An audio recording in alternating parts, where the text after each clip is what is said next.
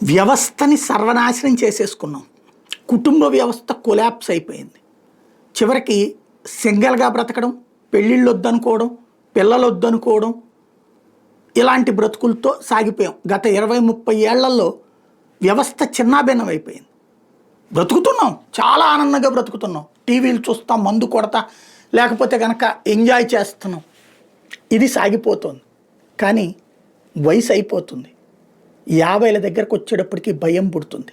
జీవితం ఏంటి? ఇదివరకటి రోజుల్లో పల్లె ప్రాంతాల్లోనైనా పట్టణ ప్రాంతాల్లోనైనా అత్త, అమ్మ, మామ, అక్క, బావ ఇట్లాగా ఎవరో ఒకళ్ళ పిలుపులు. వాళ్ళ కష్టంలో మన వంతు పాత్ర, మన కష్టంలో వాళ్ళ వంతు పాత్ర ఉండేది. ఈ వ్యవస్థల్ని సర్వనాశనం చేసుకున్నది కుటుంబ వ్యవస్థ. కుటుంబంలో అలాంటి బంధాలని కలపాల్సినటువంటి మహిళలు తమ వ్యక్తిగత స్వేచ్ఛ కోసం ప్రారంభించినటువంటి ఇండివిజువల్ ఫ్యామిలీ సిస్టమ్ గత 30-40 ఏళ్లలో పతాక స్థాయికి చేరి ఇవాళ బ్రతుకులు ఏంటయ్యా అంటే, మన బిడ్డల్ని బాగా చూసుకుంటాం, మంచి పొజిషన్కి తీసుకెళ్తాం. చివరికి ఎక్కడికి వెళ్ళి బతుకుతారండి వాళ్ళు? ఇతర నగరాల్లో, ఇతర దేశాల్లో. ఇక్కడ మన అత్త మామ నచ్చలేదు, మన అమ్మ నాన్న నచ్చలేదు, వాళ్ళతో విడిగా ఉన్నాం. మరి ఇప్పుడు మన బిడ్డలకి వాళ్ళకి మనం అక్కర్లా. అక్కడే ఇప్పుడు ఎక్కడ ఉంటున్నారు? గొప్ప గొప్ప స్టోరీలు రాసుకుంటున్నాం.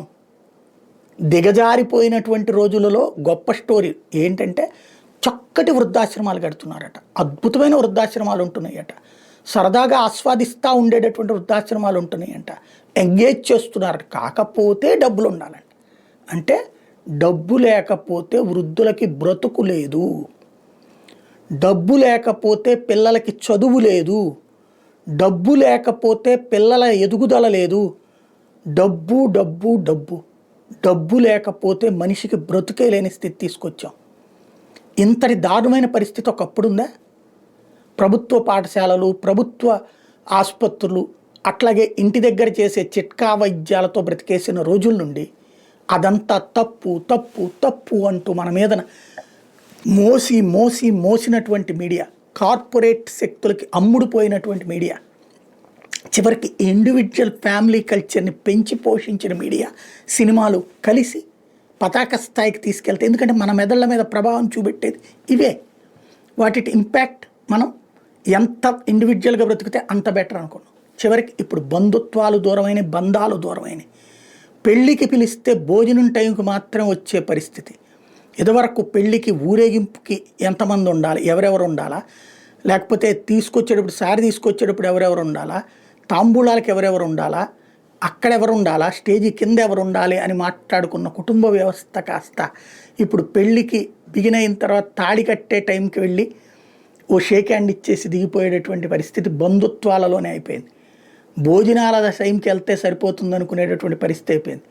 మనిషి చనిపోతే శవానికి అంత్యక్రియలు చేయడానికి వెనకాల మనుషులు లేరు, మొయ్యడానికి మనుషులు లేరు.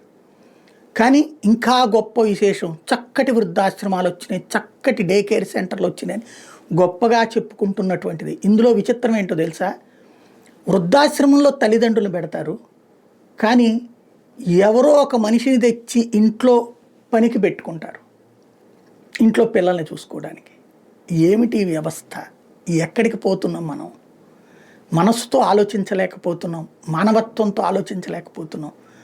చచ్చిపోతున్నటువంటి విలువల మధ్యలో గొప్పగా బ్రతుకుతున్నామన్నటువంటి భ్రమలోకి తీసుకువెళ్తున్నాం. ఈ వార్త ఎందుకు ఈ మాట మాట్లాడాలనిపించిందంటే, ఇది చూశాక అనిపించింది, ఇదేనా మన జీవితాలు అనేసి.